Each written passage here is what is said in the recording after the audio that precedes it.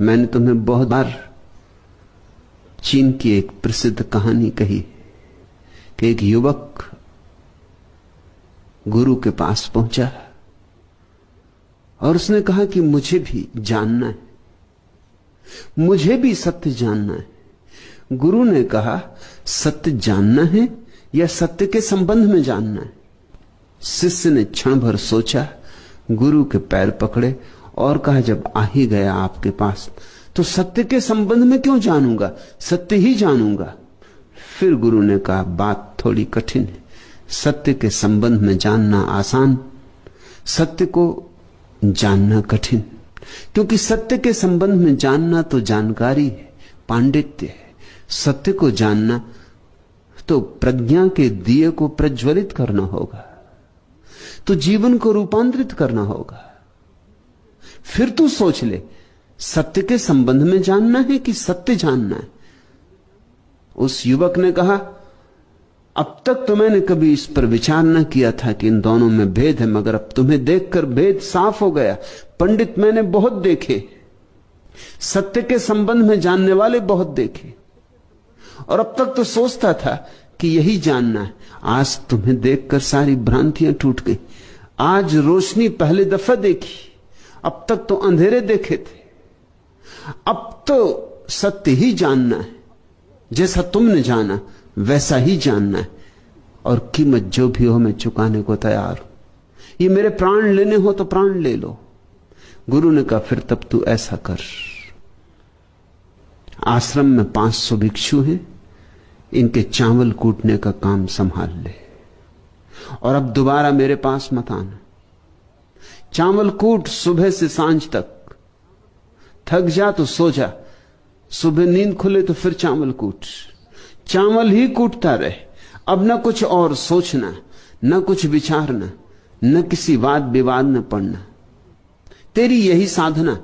और अब लौट के मेरे पास मत आना, जब जरूरत होगी मैं खुद आ जाऊंगा। ऐसे 12 वर्ष बीत गए। युवक चावल ही कूटता रहा, चावल ही कूटता रहा। थोड़ा सोचो, रोज सुबह उठाना, मुंह अंधेरे, जब कोई न जागे चावल कूटने में लग जाना, क्योंकि जल्दी ही भिक्षु जागेंगे, उनका नाश्ता तैयार होगा। और रात देर तक चावल कूटते रहना, बड़ा आश्रम, 500 भिक्षुओं का इंतजाम। और जब थक जाए तो वहीं सो जाता था, उसी कोठरी में जिसमें चावल कूटता था। और सुबह जब आंख खोला है तो उठ के वहीं चावल कूटना शुरू कर देता था।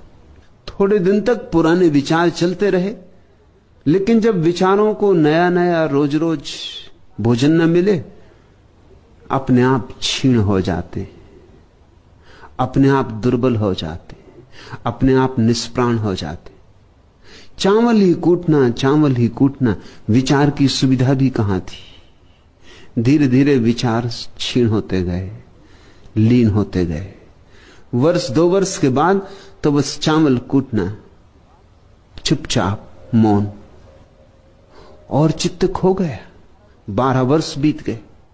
12 वर्ष बीतने के बाद गुरु ने एक दिन घोषणा की कि अब मेरी मृत्यु करीब आती है और मुझे एक व्यक्ति चुनना है जो इस आश्रम का प्रधान होगा मेरे जाने के बाद। तो यह मैंने व्यवस्था खोजी है कि जिस व्यक्ति को भी अनुभव हो गया हो, वो मेरे दरवाजे पर रात 4 पंक्तियां लिख जाए, ऐसी पंक्तियां जिसमें उसका सारा अनुभव समाहित हो। बहुत लोगों ने सोचा, जो प्रधान पंडित था आश्रम का, उसने 4 पंक्तियां जाकर लिखी, प्यारी पंक्तियां लिखी। पंडित शब्दों के धनी होते, शास्त्रों के ज्ञाता होते। उसने बड़ी सार बातें लिख दी। उसने लिखा कि मन एक दर्पण है जिस पर विचार की, विकार की, वासना की धूल जम जाती। धूल को झाड़ देना ध्यान है, और जिसकी धूल झड़ गई और दर्पण निर्मल हो गया, वही मोक्ष को उपलब्ध हो जाता है। बात तो कही पते की, बात तो कह दी, कहने योग्य, लेकिन गुरु जब सुबह उठा और उसने ये पंक्तियां लिखी देखी द्वार पर, तो उसने कहा कि किस नासमझ ने मेरी दीवाल को गूदा है। पंडित भी डर के कारण दस्तखत नहीं कर गया था। उसने भी होशियारी रखी थी, रखनी ही पड़ी थी। पता तो उसे भी था कि मुझे अभी पता नहीं, ये तो सब शास्त्रों का निचोड़ था। ऐसा दर्पण जैसा चित्त उसका भी अभी हुआ नहीं था। अभी धूल जमी ही थी, जमी थी नहीं, खूब जम गई थी। जितने शास्त्र बढ़ते गए थे उतनी धूल जमती गई थी। दर्पण तो न मालूम कहां धूल के अंबार में कहीं खो गया था। ये तो शास्त्रों का सार लिख दिया था। ये अपनी प्रतीति न थी, अपना साक्षात न था, ये अपना अस्तित्वगत अनुभव न था, वह स्वयं इसका गवाह न था। इसलिए दस्तखत नहीं कर गया था डर के कारण। उसने सोचा था, मन तो चालबाज होता है, चालाक होता है। उसने सोचा अगर गुरु प्रशंसा करेगा तो मैं घोषणा कर दूंगा कि मैंने लिखी, और अगर गुरु कहेगा कि नहीं यह पंक्तियां ठीक नहीं तो मैं चुप ही रह जाऊंगा, बोलूंगा ही नहीं कि मैंने लिखी।